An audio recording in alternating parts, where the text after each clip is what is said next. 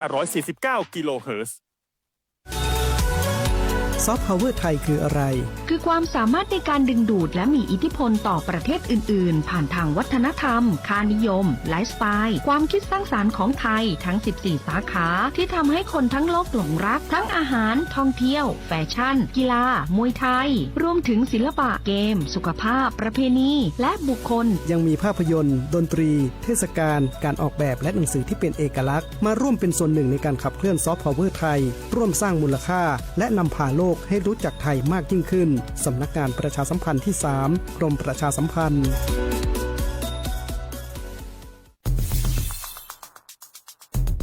แค่3 ปีความเสียหายจากอาชญากรรมไซเบอร์ของคนไทยพุ่งทะลุถึง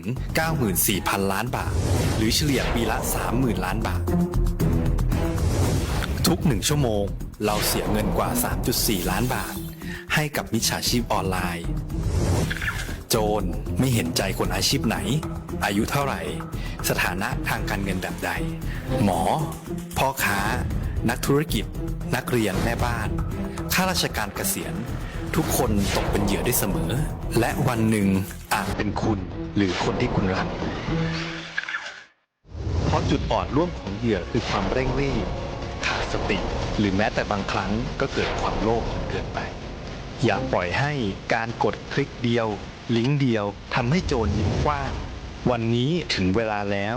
ที่คนไทยทุกคนจะต้องร่วมมือกันสร้างภูมิคุ้มกันอาชญากรรมไซเบอร์ช่วยกันหยุดก่อนที่ภัยไซเบอร์จะทำให้คนที่คุณรักและตัวคุณเองกลายเป็นเหยื่อ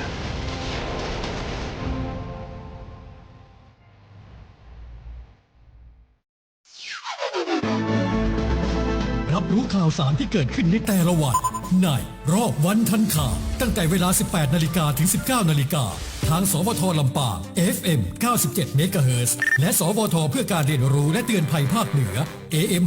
549 กิโลเฮิรตซ์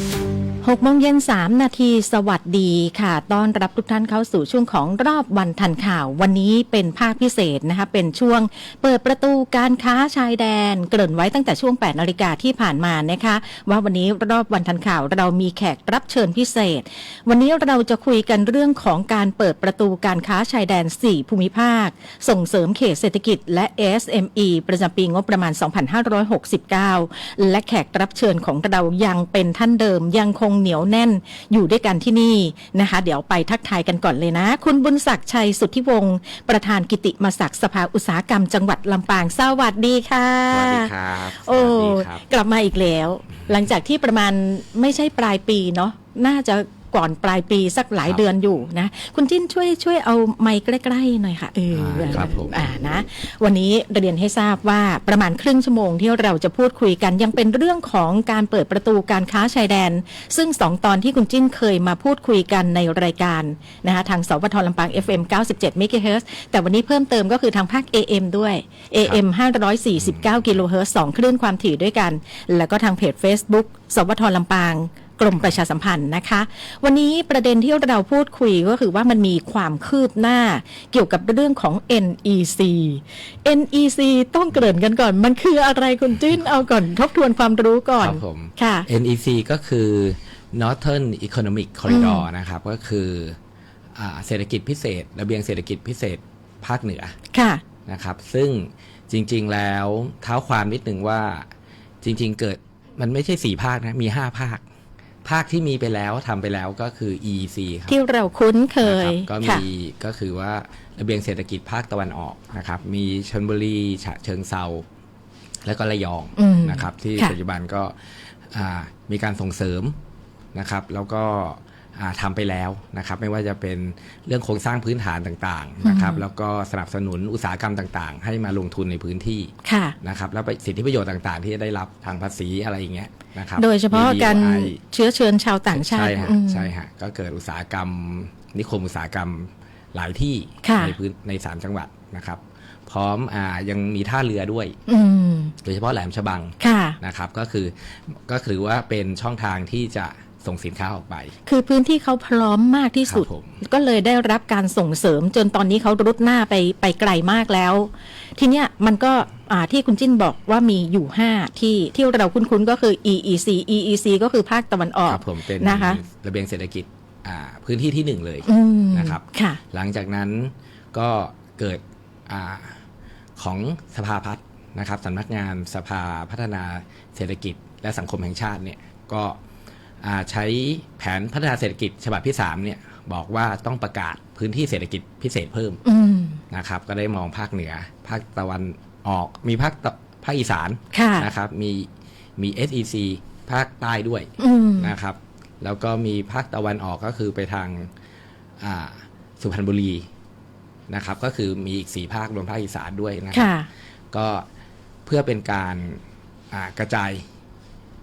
ยการพัฒนาลดความเหลื่อมล้ำนะครับซึ่งจริงประกาศตั้งแต่ปี66เป็นแผนปี66ถึงปี70ตอนนี้ผ่านมา3ปีแล้วปี69แล้วปี69จะหมดแล้วเนี่ยอยากจะถามว่าที่เราคุ้นเคยยังย้ำอยู่นะว่าคือ EEC ก็คือระเบียงเศรษฐกิจภาคตะวันออกแล้วภาคเหนือของเราผ่านไปแล้ว3ปีมันมีการขับเคลื่อนอะไรบ้างคะจริงๆแล้วการขับเคลื่อนเนี่ยก็ยังขับเคลื่อนไปได้ยังช้าอยู่นะครับเพราะว่า EEC เนี่ยเขามีโครงสร้างคณะทำงานนะครับก็คือมีประธานคณะกรรมการเนี่ยเป็นนายกรัฐมนตรีนะครับก็มีนายกรัฐมนตรีทุกกระทรวงคือโดยตำแหน่งอยู่ในคณะการทำงานชุดนี้แล้วเขาก็มีกฎหมายของตัวเองด้วยนะครับหมายถึงมีกฎหมายในการส่งเสริมนะครับธุรกิจหรืออุตสาหกรรมในพื้นที่ของตัวเองสามารถขับเคลื่อนไปได้รวดเร็วมีปัญหาอะไรก็มีทุกกระทรวงอยู่ในพื้นที่นะครับช่วยกันตัดสินใจนะครับมันเกี่ยวข้องกับการที่เราเปลี่ยนรัฐบาลอะไรด้วยไหมเราถึงไม่ค่อยได้ไปถึงไหนเท่าไหร่ใช่ครับอันนี้ก็ส่วนหนึ่งด้วยแล้วก็เรื่องโครงสร้างคณะทำงานไม่ชัดเจนนะครับยังไม่รู้เลยว่าจังหวัดไหนเป็นเจ้าภาพเนี่ยมีลำปางลำพูนเชียงใหม่และก็เชียงรายจังหวัดไหนจะเป็นเจ้าภาพจังหวัดไหนเป็นประธานจังหวัดไหนเป็นรองประธานมีคณะกรรมการขับเคลื่อนยังไงยังไม่มีประกาศเลยแต่ก็มีการขับเคลื่อนโดยภาครัฐอยู่แล้วก็ภาคเอกชนนะครับที่ร่วมกันว่าเราก็คงจะต้องทำแผนก่อนทำแผนของNEC นะครับพื้นที่เศรษฐกิจพิเศษภาคเหนือนะครับก็เลยเป็นที่มาว่าเมื่อตั้งแต่ต้นเดือนที่ผ่านมาก็คือพอรู้ว่ามีโครงการยุทธศาสตร์เปิดประตูการค้าชายแดน4ภูมิภาคส่งเสริมเศรษฐกิจและ SME ประจำปีงบประมาณ 2569 คนแรกที่คิดถึงก็แน่นอนก็ยังเป็นคุณจิ้นอยู่ แล้วก็แล้วเราจะคุยเรื่องอะไรก็เลยสอบถามว่าช่วงนี้ NEC ของเรามีความคืบหน้าอะไรไหมคะคุณจิ้นก็ได้คำตอบมาบอกว่าปลายเดือนนี้ผมมีการประชุมที่เชียงใหม่พอดีก็เลยรอจนกระทั่งปลายเดือนแล้วก็ลุ้นว่าจะได้อะไรจากกิจกรรมที่คุณจิ้นไปประชุมเป็นการประชุมอะไรคะก็เป็นการประชุมคณะกรรมการร่วมภาครัฐและเอกชนหรือกรอกลุ่มนะครับภาคเหนือบนนะครับก็จริงๆแล้วก็มีลำพูนลำปางเชียงใหม่แม่ฮ่องสอนนะครับแต่เราก็ประชุมกันเรื่องนี้ซึ่งมันเกี่ยวข้องกันเพราะว่าเราก็พยายามจะเพราะแผน NEC เราทำร่วมกัน4จังหวัดทำมาแล้วนะร่วมกับเชียงรายนะครับทำมาเรียบร้อยแล้วนะครับก็โดยได้ทางอาจารย์นะครับของทางสเต็ปนะครับหรืออุทยานวิทยาศาสตร์ภาคเหนือมชนะครับมหาวิทยาลัยเชียงใหม่นะครับซึ่งเป็นเจ้าภาพเป็นในการเก็บข้อมูลต่างๆของความต้องการของแต่ละจังหวัดนะครับทั้ง4จังหวัดลำปางลำพูนเชียงใหม่เชียงรายว่าระเบียงเศรษฐกิจเราจะทำยุทธศาสตร์หรือแผนยังไงซึ่งทำออกมาแล้วครับเรามีประชุมเป็นหลายปีละนะครับ2 ปีหรือ3 ปีที่ผ่านมามีการประชุมแล้วก็ตอนนี้ทำเป็นรูปเล่มละนะครับพร้อมมีคลิปวิดีโอนะครับเดี๋ยวถ้ายังไงก็ลองผมแชร์ให้แล้วนะครับว่าจะระบุว่าแต่ละจังหวัดมีเป้าหมายยังไงนะครับซึ่งใน4จังหวัดเนี่ยเชียงรายก็ถือว่าเป็นประตูสู่ภูมิภาคสู่การค้าชายแดนซึ่งเป้าหมายก็จะส่งออกไปพม่าลาวแล้วก็จีนซึ่งเรามองเชียงรายเป็นประตู นำสินค้าออกไปไม่ว่าจะเป็นเรื่องระบบโลจิสติกนะครับศูนย์กลางของโกดังต่างๆนะครับแล้วก็ยังมีเรื่องการพัฒนาเกษตรในพื้นที่ด้วยนะครับก็คือเป้าหมายก็คือเป็นประตูนะครับการค้าดังนั้นมันเหมือนกับว่าจังหวัดเชียงรายนี่จะได้เปรียบกว่าใครแล้วเราคือเราแบ่งหน้าที่กันจริงๆทุกจังหวัดมันมีส่วนร่วมด้วยกันซึ่งเราก็เอาเด่นๆแต่ละจังหวัดออกมาส่วนลำปางก็จะเป็นศูนย์กลางโลจิสติกเหมือนกันนะครับที่จะมีพวกโกดังสินค้าระบบขนส่งต่างๆเพื่อกระจายสินค้าเพราะเป็นจังหวัดที่เชื่อมสินค้าจากภาคใต้มาภาคเหนือแล้วก็เชื่อมจากลำปางที่จะไปเชียงรายได้นะครับเราก็ถือลำปางเป็นศูนย์กลางเราจะมีอุตสาหกรรมห้องเย็นนะครับที่จะมาเก็บสินค้ารวมถึงพลังงานสะอาดนะครับที่จะมาสนับสนุนอุตสาหกรรมแล้วก็รวมถึงการส่งเสริมให้เกิดนิคมอุตสาหกรรมสีเขียวด้วยนะครับที่จะเป็นพวกอุตสาหกรรมที่ไม่เป็นพิษกับสิ่งแวดล้อมนะครับไม่ว่าจะแปรรูปอาหารนะครับแต่ก็ต้องมีระบบบำบัดน้ำนะครับหรืออุตสาหกรรมพลังงานนะครับเช่นไบโอแมสอะไรต่างๆเนี่ยก็คือเป็น renewable สามารถผลิตได้เองไม่ต้องมาใช้ไม่ต้องใช้พลังงานที่ขุดมาจากพื้นหรือลิกไนท์นะครับสามารถผลิตได้ใหม่เรื่อยๆเกิดได้ใหม่ได้เรื่อยๆนะครับอย่างเช่นอะไรไบโอแมสมันคือไบโอแมสก็คือผลิตจากพืชนะฮะค่ะวัสดุเหลือใช้จากการเกษตรแล้วมาอัดเม็ดแล้วก็มาเข้าเตาเผาเพื่อปั่นไฟที่เขาเรียกชีวมวลอะไรชีวมวลพวกนี้ครับนะครับไบโอแมสไบโอแก๊สก็จะเป็นการหมักพวกพืชผลทางการเกษตรที่ไม่ใช้แล้วนะครับให้ทำให้เกิดก๊าซแล้วก็มาอัดเอาไปใช้ได้ในอุตสาหกรรมหลายๆอย่างเช่นเซรามิกก็ใช้ก๊าซมีเทนไปเผาเซรามิกได้ครับถ้าไม่เชิญมานี่ไม่รู้เรื่องพวกนี้จริงๆว่าลำปางเรามีศักยภาพนะ4จังหวัดก็จะมีการส่งเสริมแตกต่างกันนะครับส่วนลำพูนเขาก็มองเขาเป็นนิคมอุตสาหกรรมเขาก็จะเป็นศูนย์กลางอุตสาหกรรมโดยเฉพาะแปรรูปอาหารนะครับแปรรูปสินค้าทางการเกษตรนะครับส่วนเชียงใหม่เขาก็มองว่าก็เป็นแหล่งท่องเที่ยวสำคัญนะครับแล้วก็จะเป็นศูนย์กลาง medical hub ในการที่พัฒนาพวกพัฒนาเทคโนโลยีทางการแพทย์ต่างๆไม่ว่าจะเป็นยาหรือขบวนการต่างๆนะครับรวมถึงเวลเนสต่างๆด้วยสปาอะไรพวกเนี้ยก็มีศักยภาพแล้วได้ข่าวว่ามีบางคนก็ไปทำธุรกิจอยู่ที่นั่นด้วยใช่ไหมสปาที่เชียงใหม่ใช่ไหมใช่ครับพอดีทางบ้านทางพี่ชายทำครับค่ะมันเป็นยังไงตลาดที่นู่นเป็นยังไงบ้างอะก็ถือว่าเป็นศูนย์กลางสปานะถ้าเหมือนสปานับที่นู่นเนี่ยเยอะกว่าลำปางอยู่แล้วคือนักคนที่ไปใช้บริการส่วนใหญ่เป็นชาวไทยชาวต่างชาติส่วนใหญ่จะเป็นชาวต่างชาติครับแสดงว่าเขาก็เห็น 90% ที่มาใช้ที่เก็บข้อมูลก็มาเป็นคนต่างชาติเขาเป็นนักท่องเที่ยวเข้ามาใช่ไหมคะครับผมแล้วก็คงจะรู้ว่าที่เนี่ยมีดีเรื่องนี้แล้วก็เดี๋ยวนี้เรื่องของการท่องเที่ยวเชิงสุขภาพเนี่ยมันค่อนข้างที่จะมาแรงแต่เราในฐานะคนไทยเนี่ยเราไปเที่ยวที่จังหวัดเชียงใหม่เพื่อสุขภาพนี่คงจะยากอยู่นะคะเพราะว่ายังชื่นชมกับเรื่องธรรมชาติอะไรอยู่แต่ตอนนี้มันรุดหน้าไปไกลแล้วนะคะชาวต่างชาติเขามองเห็น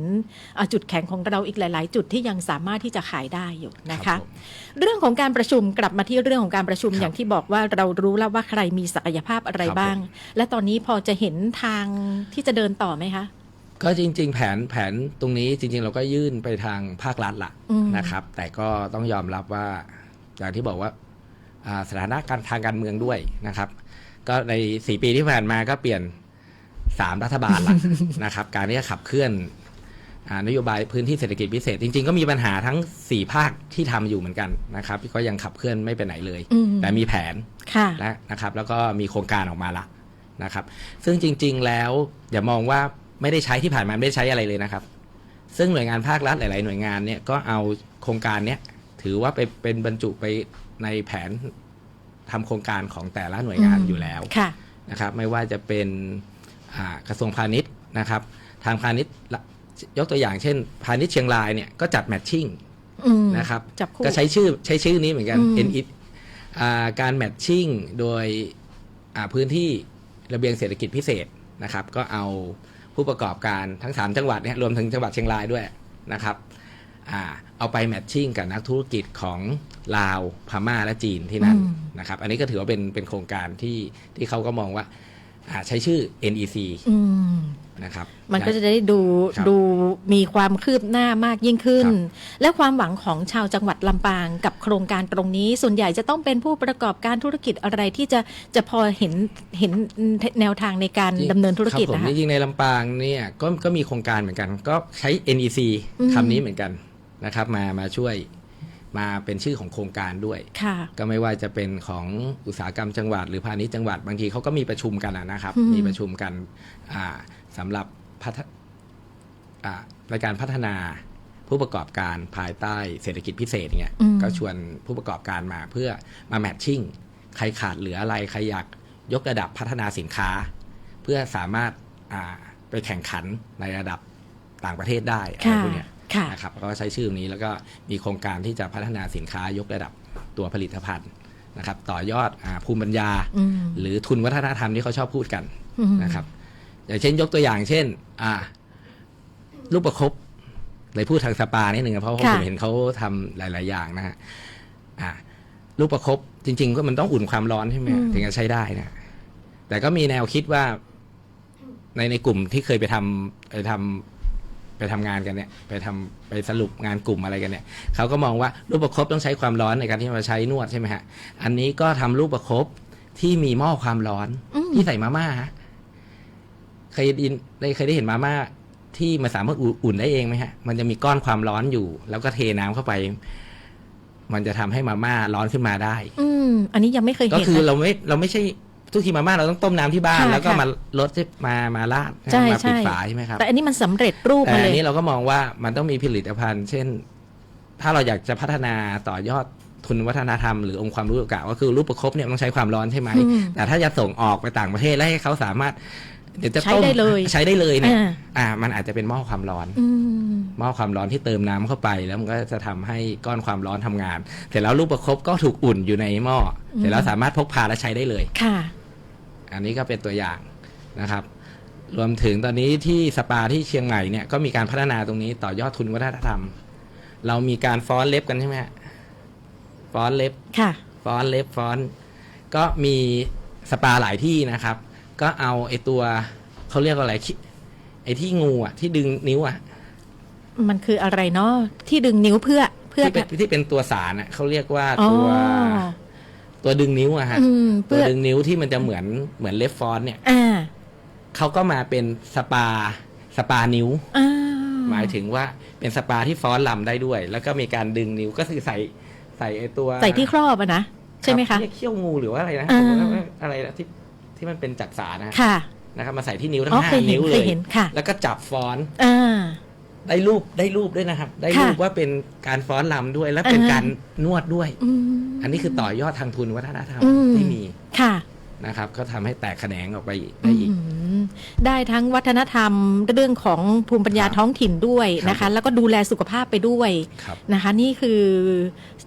หลายสิ่งที่พูดมาคือเราไม่รู้แต่มันเกิดขึ้นแล้วผมก็เลยยกตัวอย่างตรงนี้ว่าอะไรคือการต่อยอดทุนวัฒนธรรมหรือภูมิปัญญาที่เรามีอยู่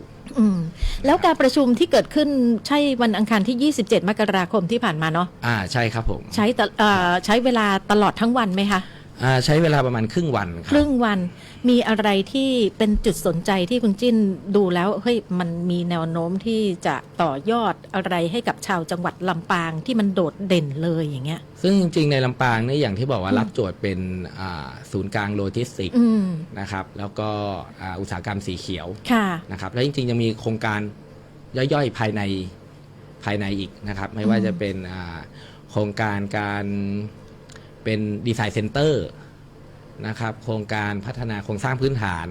ทั้งขนส่งระบบรางนะครับระบบรถหรือวงแหวนอะไรเงี้ยตอนนี้เรามีวงแหวนนะฮะใกล้เสร็จปี71นะครับแล้วก็รวมทั้งการยกระดับผู้ประกอบการต่างๆนะครับไม่ว่าจะเป็นผู้ประกอบการด้านเกษตรจะต้องใช้เทคโนโลยีนวัตกรรมไปเพิ่มมูลค่าของมันนะครับมีแผนที่จะทำ ทำไพลอตแพลนเพื่อสกัดสารอาหารจากผักหรือผลไม้จากหรือผลผลิตจากการเกษตรแล้วนะให้เหลือบางทีเขาเรียกฟิวเจอร์ฟู้ดนะครับไม่ต้องกินเยอะแต่กินแล้วเท่ากับคุณกินอาหารปกติมันจะเหมือนกับอาหารที่มนุษย์อวกาศเขาต้องเดินทางอะไรอย่างนี้ไหมเพื่อที่ให้ได้สารอาหารเยอะๆเป็นวิตามินมาเสริมอะไรพวกนี้ครับเพราะปัจจุบันเราผู้ประกอบการเราไม่ได้คิดถึงเรื่องนี้เลยที่จะมาสกัดพวกนี้ก็ต้องบอกตรงๆว่าความรู้เรามันไม่ได้สูงขนาดนั้นก็ต้องรอคนรุ่นใหม่ค่ะนะครับนี่คือสิ่งหนึ่งที่คุณจิ้นเห็นว่าเราน่าจะพัฒนาต่อยอดแล้วก็เพิ่มมูลค่าคือในอนาคตสินค้าเกษตรหรือสินค้าชาวบ้านที่เรามีอยู่เนี่ยนะครับค่ะนี่คือสิ่งหนึ่งค่ะที่เป็นความคืบหน้าที่เราเคยคุยกันไป2 ตอนที่ผ่านมาบอกว่าระเบียงเศรษฐกิจที่เราคุยก็คือ EEC เขาไปไกลมากแล้วแต่เราก็ไม่ค่อยกล้าพูดถึง NEC ของเราสักเท่าไหร่พอดีที่คุณจิ้นมีโอกาสได้ไปประชุมที่ผ่านมาก็มีความคืบหน้าไม่ได้ว่าหายไปซะทีเดียวแล้วมันอยู่ในโครงการยุทธศาสตร์ชาติด้วยเนาะใช่ไหมคะระยะ20 ปีค่ะซึ่งความจริงแล้วมันต้องขับเคลื่อนไปมากกว่านี้แต่ผู้ประกอบการเองก็พยายามที่จะรวมตัวกันเพื่อที่จะหาแนวทางแล้วก็หาแนวทางในการดำเนินงานแล้วก็ให้ทางภาครัฐได้เห็นความเข้มแข็งของเราและเข้ามาช่วยส่งเสริมว่างั้นซึ่งแผนนี้ตอนนั้นตั้งเป้าก็ปี66ถึงปี70ใช่ไหมครับในการที่ทำเขตเศรษฐกิจพิเศษ4 ภาคที่เหลือนะครับซึ่งเป้าหมายคือเพิ่มรายได้เป็น2 เท่าเป้าหมายค่ะตอนนี้เป็นยังไงด้วยเริ่มต้นผมดูมันจะลดจะขึ้นไหมอันนี้พูดกันตรงๆนะพูดกันตรงๆนะครับก็ยังคือแผนไม่ชัดเจนยังไม่มีโครงสร้างคณะทำงานนะครับแต่อย่างที่บอกว่าก็มีภาครัฐหลายคณะไม่ว่าจะเป็นพาณิชย์นะครับกรมส่งเสริมอุตสาหกรรมอะไรพวกนี้ก็ใช้ชื่อเนี่ยเพื่อกระตุ้นนะครับรวมถึงพัฒนาฝีมือแรงงานด้วยก็จะมีการเรียนการสอนนะครับในเรื่องพัฒนาฝีมืออะไรใหม่ๆไม่ว่าจะเป็นด้าน AI ด้านอะไรอย่างเงี้ยด้านออโตเมชันอะไรพวกนี้แต่ก็ภายใต้ระเบียงเศรษฐกิจใช้ชื่อนี้เหมือนกันถ้าจะให้มันเดินหน้าไปเร็วขึ้นนี่คุณจิ้นคิดว่าเรายังต้องเพิ่มอะไรเข้าไปอีกหลังที่ประชุมวันที่27ที่ผ่านมาเนี่ยเขาก็มองแผนและยุทธศาสตร์ที่เราทำไปแล้วร่วมกับทางอุทยานวิทยาศาสตร์มช.นะครับแล้วก็ร่วมกับทั้ง4 จังหวัดนะครับลำพูนลำปางเชียงใหม่นะครับเชียงรายนะครับเรามองว่าถ้าไม่ได้ไปใช้ยุทธศาสตร์นี้ไม่ได้ไปใช้มันก็จะเสียประโยชน์ตอนนี้เราก็มองกันว่าเดี๋ยวเราจะเอามาเป็นยุทธศาสตร์ภาคเอกชนนะครับของกลุ่มภาคเหนือตอนบน1ก็คือจริงๆภาคเหนือแบ่งเป็น4 ภาคนะฮะ4 ภาคเหนือบนเหนือบน1เหนือบน2ล่าง1ล่าง2ซึ่งเหนือบน1จะมีเขาเรียกว่ากลุ่มจังหวัดภาคเหนือตอนบน1และ2นะถ้าเป็น8 จังหวัด NEC นิดนึงมันซ้อนกัน3 จังหวัดนะครับแต่ถ้าจะมี4 จังหวัดที่เป็นกลุ่มภาคเหนือตอนบน1นะครับลำพูนลำปางเชียงใหม่แม่ฮ่องสอนซึ่งเราจะแปลงยุทธศาสตร์หรือโครงการที่เราทำไปแล้วเนี่ยที่ร่วมกับทางสเต็ปเนี่ยที่ภาคเอกชนร่วมกันทำทั้ง3 จังหวัด4 จังหวัดเนี่ยแปลงเป็นยุทธศาสตร์ภาคเอกชนของภาคเหนือตอนบน1นะครับเพื่อจะได้มาใช้ต่อได้เลยไม่มารอนโยบาย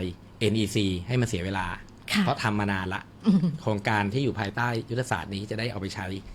เอาไปสานต่ออย่างน้อยๆได้ยินประโยคนี้แล้วก็ยังมีการเดินหน้าอยู่แม้ว่าจะเดินไปช้าแต่ก็ยังมีการรวมตัวรวมกลุ่มกันนะคะคุณผู้ฟังกำลังให้เกียรติติดตามรับฟังรายการรอบวันทันข่าวภาคพิเศษวันนี้เปิดประตูการค้าชายแดนแขกรับเชิญที่มาพูดคุยกับเราคุณบุญศักดิ์ชัยสุทธิวงศ์ประธานกิติมศักดิ์สภาอุตสาหกรรมจังหวัดลำปางพูดถึงคำว่าประธานกิติมศักดิ์2 ตอนที่แล้วเราไม่ได้ใช้คำว่าประธานกิติมศักดิ์นะเราใช้ว่าประธานสภาอุตสาหกรรมจังหวัดลำปางแล้วก็บังเอิญหัวหน้าฝ่ายรายการก็บอกว่าเขามีการเปลี่ยนแล้วนะและประกอบกับตัวก็เองก็เข้าไปดูใน Facebook ของคุณจิ้นก็บอกว่าวันนั้นเป็นประชุมนัดสุดท้ายของการดำรงตำแหน่งประธานสภาอุตสาหกรรมแต่ไม่นึกว่าจะได้คนใหม่มาแทนแล้วอย่างนี้ไงก็ยังนึกว่ายังเป็นไปอ่านไปอ้าวเป็นประธานกิติมศักดิ์ยังใช้คำนี้ได้อยู่ทำหน้าที่อะไรบ้างอะปัจจุบันก็เพิ่งพ้น ตำแหน่งมา ค่ะ 3 วัน 3 วัน นะครับซึ่งเพิ่งเลือกตั้งกันใหม่เมื่อวันที่ 26 ที่ผ่านมา ค่ะ นะครับแล้วก็ได้ประธานท่านใหม่นะครับพี่นะครับชนนิกาแลสันกลาง ค่ะ นะครับมาเป็นประธานคนใหม่แทน ผมก็ถือว่าเป็นประธานผ่านพ้นแล้วก็เป็นประธานกิตติมศักดิ์นะครับแต่ก็ยังหรือเหมือนเป็นที่ปรึกษา มี นะครับ บทบาท ก็ยังคอยให้คำปรึกษา ค่ะ รวมถึงถ้ามีเราประชุมกันทุกเดือน ก็คงจะเข้าไปประชุม เพราะว่าอย่างน้อยช่วงนี้อย่างช่วงนี้ก็ต้องประกบกับทางประธานใหม่ไปก่อน ค่ะ วันนี้ประชุมเรื่องคณะกรรมการพัฒนาสนามบินลำปาง วันนี้ก็ไปกับท่านประธานใหม่แล้วนะครับก็ไปประกบ พูดถึงมีวาระใช่ไหมคะ ครับ การเป็นประธานวาระ วาระละ2 ปีครับ 2 ปีเท่านั้น แต่คุณจิ้นนี่เป็น 2 วาระใช่ไหม 2 วาระ อ๋อ 4 ปีแล้วครับ ค่ะ ครับ ถ้าจะให้ต่อนี่ก็ มันผิดระเบียบฮะ ใช่ไหมไม่เกิน เรา ไม่เกิน ต่อกัน 2 วาระ ไม่ได้ ค่ะ ก็ถือว่าเป็นประสบการณ์ แล้วก็ ครับ เป็นตำแหน่งที่ก็ไม่แน่ใจว่าจริง ๆ แล้วอะตำแหน่งประธานสภาอุตสาหกรรมนี้เราทำหน้าที่อะไรบ้างคะ จริงๆภาคเอกชนนะครับหลักๆของแต่ละจังหวัดเนี่ยจริงๆก็มีสองกลุ่มนะครับก็คือหอการค้าจังหวัดลำปางสภาอุตสาหกรรมจังหวัดลำปางนะครับซึ่งเราก็จะมีสภาอุตสาหกรรมแห่งประเทศไทยเนี่ยที่อยู่กรุงเทพเนี่ยก็ถือว่าเป็นองค์กรหลักที่ดูแลสภาจังหวัดสภาอุตสาหกรรมจังหวัดเหมือนหอการค้าสภาหอการค้าแห่งประเทศไทยก็จะดูแลหอการค้าแต่ละจังหวัดคือทุกหอการค้าแต่ละจังหวัดก็อยู่ภายใต้เขาเราก็เหมือนกันเราก็มีการประชุมทุกเดือนกับส่วนกลางด้วยเข้าไปที่กรุงเทพก็จะมีตัวแทนทั้ง77จังหวัดรวมถึงกลุ่มอุตสาหกรรมนะครับเพราะมันมีหลายอุตสาหกรรมด้วยนะอุตสาหกรรมออโตโมทีฟอุตสาหกรรมยาอุตสาหกรรมเครื่องจักรเกษตรมันมีอีก30หรือเกือบ40อุตสาหกรรมเข้ามาประชุมด้วยประชุมทีก็300 กว่าคนนะครับก็ถือว่าเพื่อจะเอาปัญหาต่างๆหรือนโยบายอะไรต่างๆเนี่ยมาคุยกัน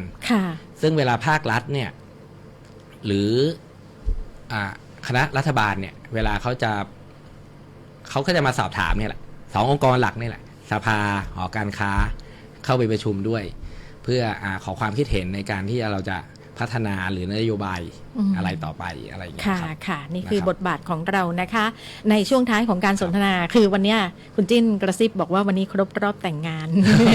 ก็เลยไม่อยากจะรบกวนคือเวลาของเราประมาณครึ่งชั่วโมงด้วยนะคะดังนั้นในช่วงท้ายของการสนทนาวันนี้ประเด็นที่อยากจะให้คุณจิ้น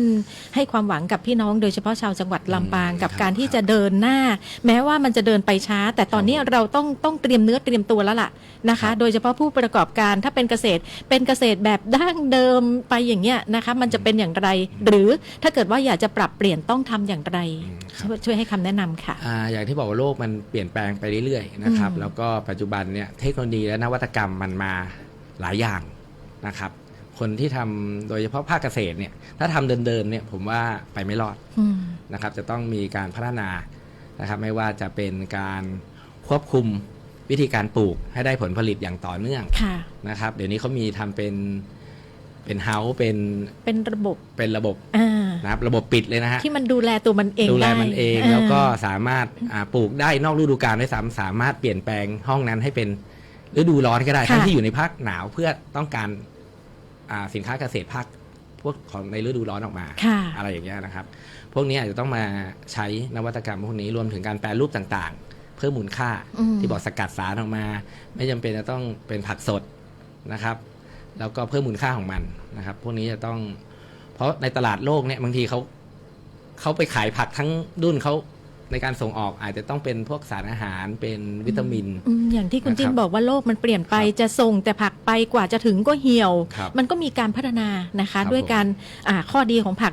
ตัวนี้มันมีสารอาหารอะไรเราสกัดออกมาแล้วก็เอาสิ่งที่เรามีอยู่เนี่ยไปขายนะคะรวมถึงใครที่มีผลิตภัณฑ์ต่างๆเนี่ยก็ต้องพัฒนาให้เราดูสินค้าที่เราเคยเห็นจากต่างประเทศที่เขาขายกันได้ก็แค่เรามีตัวอย่างอยู่แล้วครับเราก็พัฒนาสินค้าเราให้เทียบเท่าเขามีมาตรฐานนะครับรวมถึงบรรจุภัณฑ์ต่างๆให้ดูสวยงามมันก็สามารถไปได้นะครับนะครับอันนี้ก็คือการเตรียมเนื้อเตรียมตัวจริงๆผลิตภัณฑ์ในจังหวัดลำปางเท่าที่ดูก็ยังไม่มีการพัฒนาไป มัน ระดับนั้นเท่าไหร่ ค่ะ นะครับ ก็ยัง ตรงนี้ เข้าใจ สำคัญ ว่าเกษตรยังเป็นดั้งเดิมอยู่ แล้วก็ ครับ เด็กรุ่นใหม่ๆ ก็พยายามอยู่นะ ครับ กลุ่มต่างๆเขาก็พยายามที่จะรวมตัวรวมกลุ่มกัน แต่บางครั้งมันอาจจะต้องใช้ทุนสูงคิดว่าอย่างนั้นไหมนะคะ และการใช้ดิจิตอลหรือ AI หรือ ค่ะ ช่องทางการตลาด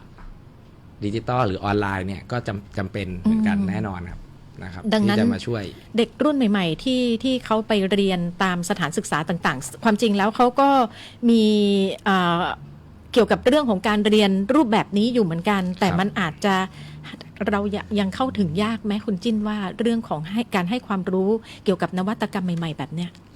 จริงๆก็ไม่ยากครับ อืม นะครับไม่ยากจริงๆ อยากทุกท่านที่ฟังอยู่นะครับแล้วมีผลิตภัณฑ์หรือว่าประกอบพวกเกษตรกรรมอะไรอยู่นะครับแล้วอยากพัฒนาก็ลองสามารถลองมาติดต่อกับทางสภาอุตสาหกรรมดูเราจะเชื่อมโยงได้ อืม นะครับเพราะเราก็พยายามจะเชื่อมโยงพวกนี้อยู่แล้วนะครับเช่นเชื่อมโยงให้กับโรงงานอุตสาหกรรมนะครับเรามีโรงงานอุตสาหกรรมในจังหวัดเยอะแยะโดยเฉพาะแปรรูปอาหารนะใหญ่ๆนะไม่ว่าจะเป็น UFC ระบุชื่อได้ไหมเนี่ย พูดได้ นะครับ ค่ะ UFC ลำปางฟู้ดนะครับมาเจสติกพวกเนี้ยที่เขาก็ส่งออกปีหนึ่งเป็นพันล้านเลยนะครับ เราพยายามจะจับคู่ให้เขา ค่ะ นะครับเป็นฟาร์มคอนแทคนะครับจะได้ไอ้ที่ปลูกบางทีสับปะรดเนี่ยราคาตกต่ำนะครับจริงๆทำไมไม่ลองความต้องการของตลาดโลกหรืออุตสาหกรรมก็ต้องการอะไรคุณปลูกตรงนั้น แล้วก็มาแมทชิ่งกัน ค่ะ ยังไงเดี๋ยวทางสภาอุตสาหกรรมจังหวัดลำปางช่วยเชื่อมให้จะมาเป็นสมาชิกก็ได้นะครับหรือหอการค้าจังหวัดลำปางก็ได้นะครับที่เป็นองค์กรภาคเอกชนนะครับจริงๆเขาก็มีคอนเนคชันเชื่อมให้ได้นะครับตรงนี้ก็เชิญชวนฮะหรือลองมีปัญหาอะไรก็ลองสอบถามเข้ามานะครับติดต่อได้ที่ไหนคะคุณจินก็ได้ที่Facebook FTI ลำปางครับนะครับ FTI นะคะก็คือสภาอุตสาหกรรมจังหวัดลำปางจุดนั้นเพราะเรามีโครงการตรงนี้อยู่ในการที่จะแมทชิ่งค่ะเข้าไปดูรายละเอียดก่อนก็ได้นะคะแล้วก็การจะส่งข้อความอะไรติดต่อลองดูนะคะถ้าเราไม่หยุดนิ่งอยู่กับที่เชื่อเธอค่ะว่าโอกาสดีๆมันต้องมาหาเราในสักวันกันอย่างแน่นอนนะคะและทั้งหมดนี้คือช่วงเวลาของรายการรอบวันทันข่าวช่วงเปิดประตูการค้าชายแดนนะคะซึ่งก็เป็นช่วงเวลาที่นักจัดรายการก็เหมือนกับเปิดโลกทัศน์เช่นเดียวกันนะอย่างที่บอกว่าพอได้จัดรายการเนี่ยก็คิดคนแรกที่คิดถึงก็คือคุณจิ้นเลยนะนึกไม่ออกว่าจะปรึกษาใครดีนะครับและบังเอิญมีการประชุมเรื่องนี้มีความคืบหน้าก็เลยนำมาเล่าให้พี่น้องประชาชนได้รับฟังผ่าน2คลื่นความถี่มีอะไรที่อยากพูดและลืมพูดไหมในช่วงท้ายมีเดี๋ยวลืมพูดประเด็นนี้อะไรอย่างเงี้ยก็ฝากท่านประธานคนใหม่ฮะ ท่านอาจจะมาแทนผมในคราวหน้าที่มาพูดเรื่องระเบียงเศรษฐกิจอะไรเงี้ยว่าความคืบหน้าเป็นยังไงนะครับแต่ก็อยากจะฝากนะครับองค์กรภาคเอกชนนะครับในจังหวัดลำปางนะครับไม่ว่าสภาหอการค้าสภาท่องเที่ยวอะไรต่างๆพวกนี้นะครับถ้าใครมีความเดือดร้อนอะไรจริงๆเราก็สามารถจะลองปัญหานั้นมาอาจจะช่วยได้หรือเรามาเป็นสมาชิกเพื่อจะได้รับข่าวสารอะไรโครงการต่างๆได้ง่ายขึ้นนะครับเพราะว่าจริงๆมีโครงการตลอดเลยในการพัฒนาผู้ประกอบการ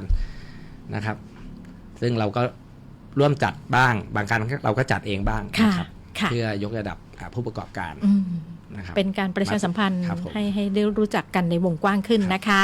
เอาละค่ะเปิดประตูการค้าชายแดนกับช่วงของข่าวสารรอบวันทันข่าววันนี้หมดเวลาลงแต่เพียงเท่านี้นะคะตามโครงการประชาสัมพันธ์เปิดประตูการค้าชายแดน4ภูมิภาคส่งเสริมเขตเศรษฐกิจและ SME ประจำปีงบประมาณ 2569 2 คลื่นความถี่ด้วยกันค่ะทั้งสวทลำปาง FM 97 เมกะเฮิรตซ์และสวทเพื่อการเรียนรู้และเตือนภัยภาคเหนือ AM